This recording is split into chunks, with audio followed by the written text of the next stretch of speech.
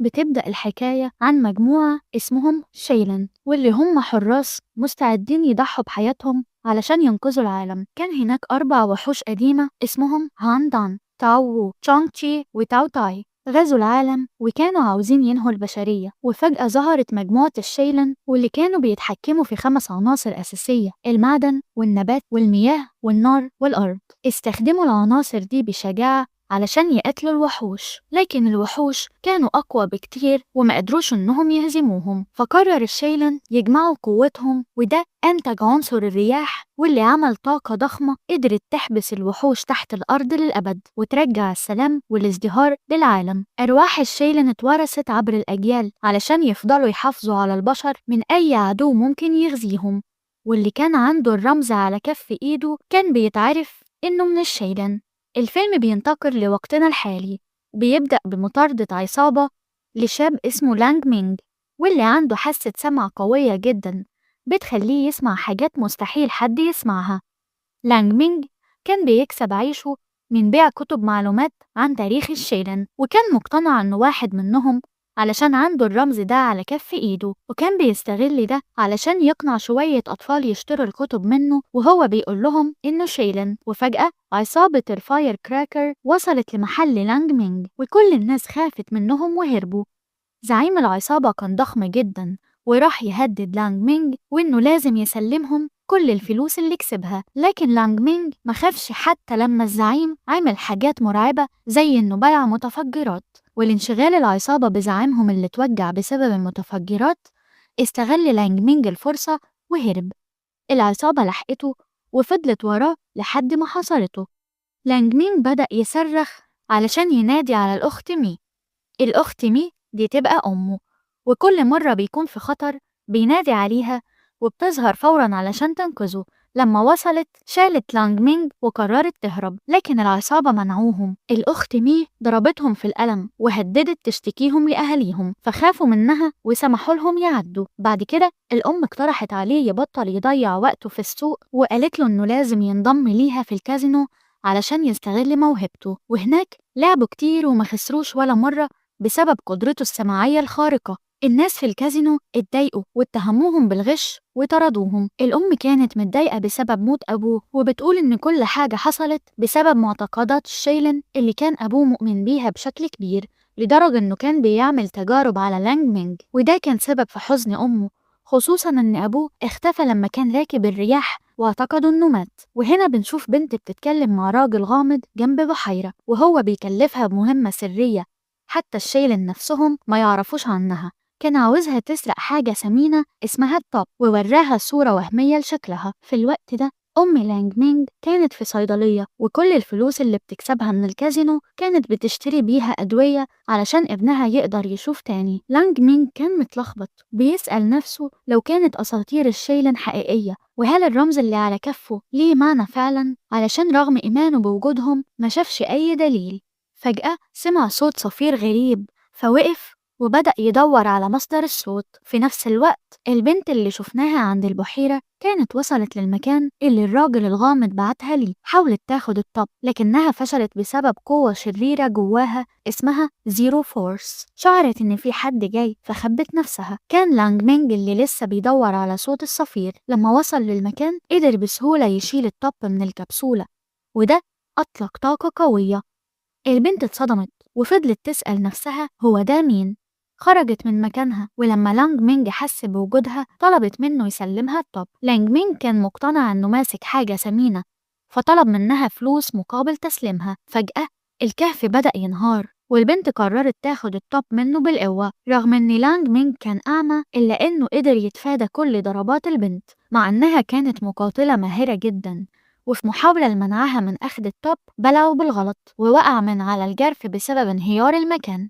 لانج مينج صحي في نص الغابة وهو بيعاني من صداع شديد، لكنه فجأة لاحظ إنه قدر يشوف تاني، وده خلاه فرحان جدا علشان لأول مرة قدر يشوف جمال الطبيعة. وكمان هيقدر يعرف شكل أمه. البنت كانت لسه بتراقبه من بعيد، ولانج مينج أسرع بالرجوع لقريته، لكنه حس إن الوضع غريب علشان المكان كله كان هادي بطريقة غير عادية. ولما وصل لقى القرى كلها مدمرة، وفجأة ظهر قدامه شيطان عملاق بأسنان حادة وحاول إنه يقتله. لانج مينج خاف وبدأ يجري، لكن الشيطان قدر يمسكه وكان على وشك إنه يلتهمه. وفجأة جه راجل بيتحكم في الأرض وأنقذه. وبعدين بنشوف مجموعة تانية من الناس انضموا ليه. الناس دول كانوا الشيلن واللي بيتحكموا في العناصر الخمسة. لانج مينج ما كانش مصدق إن كلام أبوه عن وجود الشيلن الحقيقيين كان صحيح. الشيلن قتلوا الشيطان، وبقوتهم المشتركة قدروا إنهم يهزموه. خرج كل سكان القرية وقدموا الشكر للشيلن علشان أنقذوا قريتهم. لانج مينج سألهم لو كان عندهم رمز الشيلن على كفوفهم، وردوا عليه بآه، ووروه الرموز اللي كانت مختلفة تماما عن الرمز اللي عند لانج مينج. وده خلى أهل القرية يتهموه بالكذب. بدأوا يشكوا فيه علشان كان أعمى في الليلة اللي فاتت، وفجأة رجع يشوف في اليوم التالي. ولموه على ظهور الشيطان في قريتهم. الأطفال اللي اشتروا منه كتب رموا كل الحاجات اللي اشتروها منه وقالوا إنها مزيفة، وده خلى لانج مينج ينكسر جدا. فجأة واحد من سكان القرية شاف الشيطان وهو بيهرب، وقرر الشيلن يغصموا نفسهم علشان يلاقوا الشيطان. لانج مينج أسرع يرجع البيت علشان يقول لأمه إنه بقى يشوف، لكنه لما وصل لقى المكان كله مدمر. قعد ينادي على أمه كتير لكن ما سمعش رد، وده خلاه يقع على ركبته وهو بيعيط. البنت ظهرت قدامه مرة تانية وقالت له إن كل الدمار في بيته سببه الشيطان. عرضت عليه صفقة إنها تساعده يلاقي أمه بشرط إنه يسلمها الطب. لانج مينج وافق على الصفقة بسبب يأسه وراح معاها. وأثناء رحلتهم الشيلن هاجموا البنت علشان حسوا بقوة زيرو فورس الشريرة اللي جواها. الزيرو فورس دي قوة شريرة كانت مختومة بعيد عن العالم من زمان.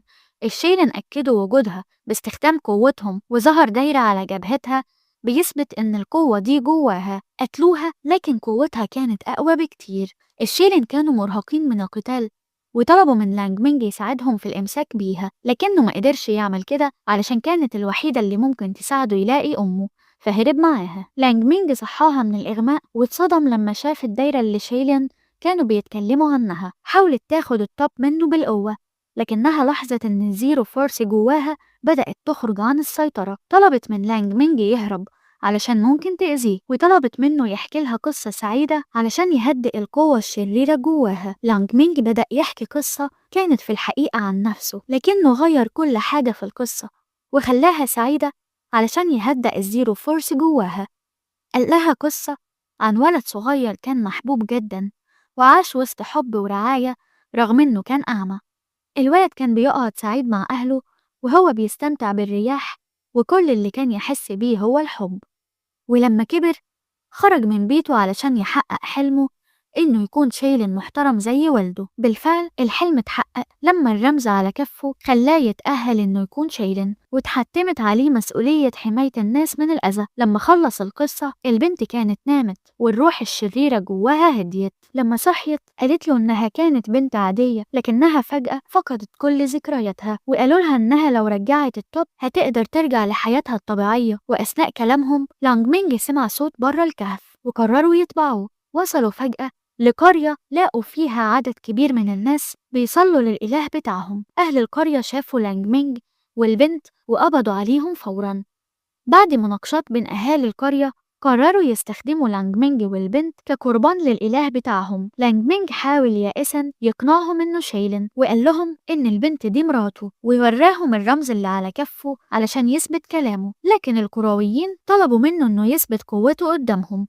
عمل واحدة من حيله البسيطة اللي خلتهم يصدقوا بسهولة إنه شيلن. لكن الموقف الغريب إنهم قرروا يكملوا التضحية، واعتبروا إن التضحية بشيلن هتكون أكتر فائدة. من ناحية تانية بنشوف بعض الشيلن واللي ما زالوا بيتتبعوا الشيطان. في الوقت ده كانت طقوس التضحية بدأت بالفعل، والكرويين بيغنوا ويرقصوا ويرموا الزهور. وبعد احتفال طويل زعيم القرية قال لهم إن التضحية انتهت، وده فاجئهم علشان ما حصلش ليهم أي ضرر. الزعيم وضح ليهم إن المية هي وسيلة التواصل مع الإله بتاعهم، وكان الغرض من وضع لانج مينج والبنت في المية وسماع الغناء والرقص هو إرسال رسالة مهمة جدا للإله. الزعيم اعتذر ليهم على الإزعاج وطلب من الكرويين يجهزوا ليهم مكان للإقامة الليلية. في نفس الليلة بنشوف البنت بتتكلم مع الشخص الغامض واللي بعتها علشان تجيب الطب. البنت فكرته بوعده لما تسلمه الطب، وبعديها اكتشفنا ان الشخص الغامض ده اسمه جاي يي، واللي عاوز يستخدم قوة الطب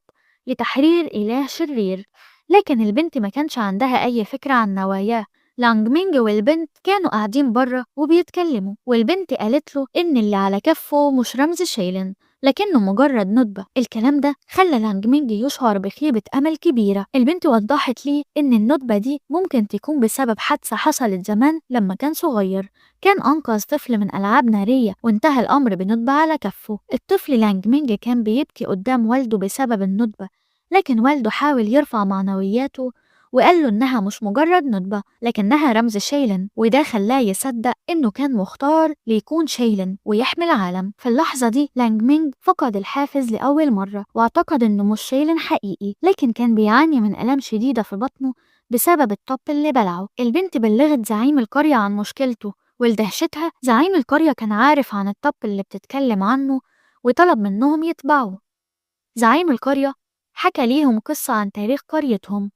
قال إن زمان واحد دخل الكهوف لجمع أعشاب طبية، لكن قوة غامضة دخلت جسمه فجأة وفقد ذاكرته وبدأ يشعر بالجوع بشكل دائم ويحاول ياكل أي شيء قدامه. ولما حاول يلتهم أصدقائه ظهر منقذ وقام بختم الطب في مكان محدد محدش يقدر يلاقيه، لكن المنقذ مات أثناء العملية. لانج مينج أدرك إن الطب اللي بيتكلم عنه زعيم القرية هو اللي في بطنه، وده خلاه خايف جدا، لكن الزعيم طمنه إنه هيلاقي طريقة لإخراج الطب من جسمه. في نفس الوقت الزعيم سأل البنت عن سبب احتياجها للطب بما إنه خطر جدا. لانج مينج كان مؤمن إن الطب هو السبب في رجوع بصره، لكنه قال إنه مستعد يضحي ببصره مرة تانية لو الطب ممكن يساعد البنت ترجع لحياتها الطبيعية. كلامه خلى البنت مندهشة جدا وبدأت تحس في مشاعر تجاهه. بعد فترة بطن لانج مينج بدأ ينتفخ، البنت بدأت تعتني بيه وعلاقتهم أصبحت أقرب. في يوم حس لانج مينج إن الطب هيخرج من بطنه فاندفع فورا للحمام. بعد دقائق الطب خرج أخيرا. في البداية لانج مينج قدم للبنت أسورة كانت معجبة بيها في السوق، كان لاحظ ده واشتراها ليها وده خلاها تنبهر جدا. بعد كده حاول يديها الطب لكنها فجأة غيرت رأيها وقررت تاخد الأسورة بس وتخليه يحتفظ بالطب علشان السبب في رجوع بصره. بعديها كملوا رحلتهم للبحث عن والدته، لكن فجأة ظهر المعلم الخاص بالبنت. البنت خطفت الطب بسرعة وقالت للانج مينج إنها كدبت بخصوص معرفتها بمكان والدته وطلبت منه إنه يهرب.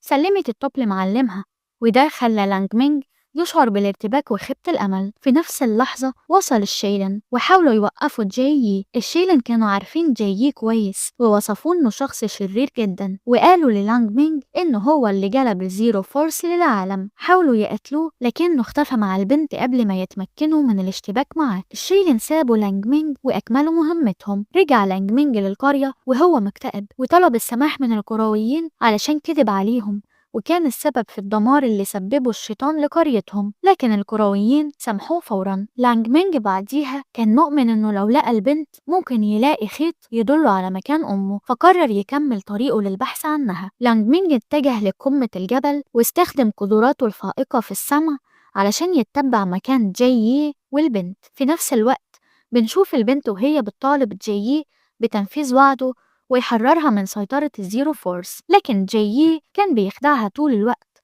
وقال لها إنها هتموت بسبب القوة الشريرة اللي جواها.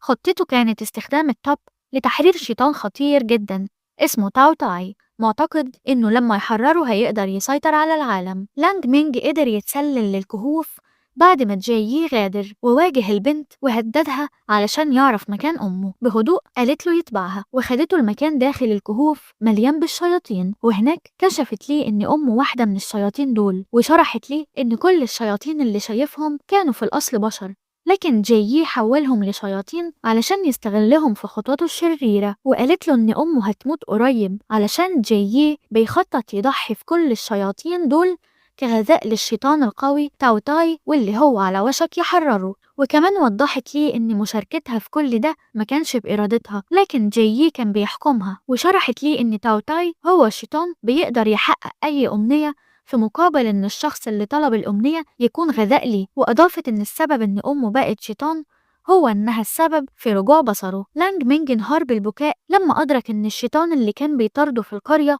هو أمه، وإنها ما كانتش بتحاول تأذيه لكنها كانت عاوزة تتأكد لو كان فعلا بقى يشوف. وفجأة المكان كله بيبدأ يهتز وكل الشياطين بتبدأ تتحرك نحو تاو تاي علشان يتم التضحية بيهم. لانج مينج بدأ ينادي على أمه بأعلى صوته متمنيا إنها تسمعه علشان يقدر يقضي لحظة أخيرة معاها، لكن الوضع كان خطير جدا عليه. الشياطين اللي كانت بتجري دفعت لانج مينج بعيد، والبنت حاولت توقفه علشان كان بيعرض نفسه للخطر لكنه ما كانش بيسمع. لانج مينج صرخ بصوت أعلى بينادي على أمه، وفي اللحظة دي شيطان التفت ورجع يجري ناحيته، وكان الشيطان ده هو أمه. باقي الشياطين بدأت تقع في الحفرة المخصصة للتضحية. أمه حاولت بكل قوتها توصل ليه لكنها ما قدرتش بسبب قوة اندفاع الشياطين التانية واللي كانت ضخمة جدا. لانج مينج كان بيعيط بشدة علشان ما قدرش ينقذ أمه. جي ظهر وبدأ يضحك، ولحسن الحظ الشيلن وصلوا وحاولوا يوقفوه. جي بسرعة رمى الطب في مكان التضحية ونادى على تاو تاي علشان يخرج، لكن ما حصلش أي حاجة. الشيلن هجموه وكانت معركة صعبة جدا علشان جي كان قوي للغاية،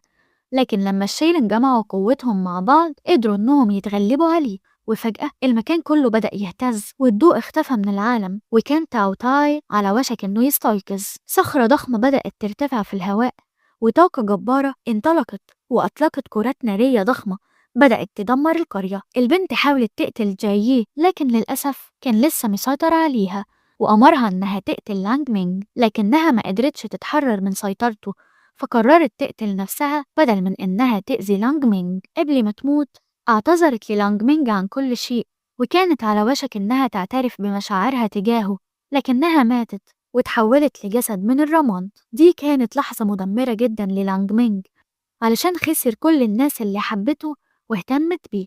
في اللحظة دي أدرك لانج مينج إن والده عمره ما كدب عليه وإن الشياطين حقيقية، وافتكر لما والده قاله إن الشخص اللي بيكون أعمى فقط هو اللي بيقدر يستخدم تعويذة الرياح. بدأ لانج مينج يضغط على عينيه لحد ما بقى أعمى، وبعديها قفز من على الجرف علشان كان مؤمن إنه ممكن يفعل تعويذة الرياح اللي ممكن تخلي الشيلين يتحكم في الرياح. في نفس الوقت تاو تاي اتحرر أخيرا، وده اتسبب في موت عدد كبير من الكرويين بسبب الطاقة الهائلة للشيطان.